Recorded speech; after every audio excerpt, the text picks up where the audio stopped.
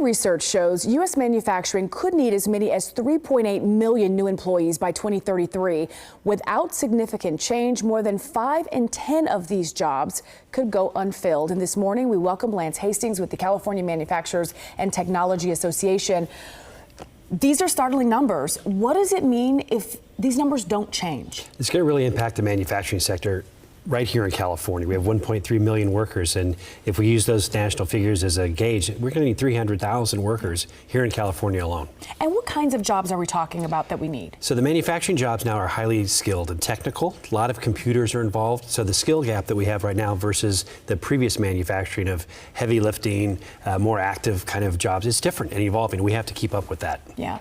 When you think about these types of jobs and the jobs that you need, what's the challenge? Is it the recruiting? Is it the retention? Is it the education? What is the real challenge in getting these jobs filled? There's a couple dynamics right now. We have a big retirement coming, the silver tsunami, yes. A lot of people leaving the sector, and we have a backfill need for those jobs, but it's with the millennial workforce that has a different approach on longevity in the workplace. So we have these two dynamics that are in play, but it's really the narrative about manufacturing. It's not dirty, dark, and dangerous like it used to be, and trying to attract people into the sector, even with our great paying jobs, we're finding it to be difficult. How do we do it? How do we fix it? Well, it starts early. It starts in elementary school. It starts in high school when you start to tell everyone about what career opportunities are that may or may not require a college degree.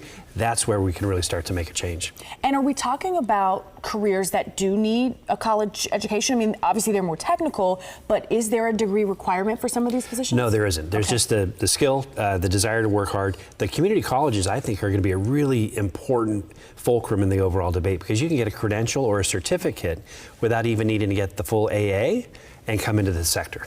And talk about some of the jobs for people that are watching right now. I mean, I know there's a lot of unemployment. For people that are watching, what are the jobs that are open right now that they can apply for? So a lot of CNC work, so it's behind a machine with the computer, and that's, I hate to call it like a video game, but it's pretty close to that.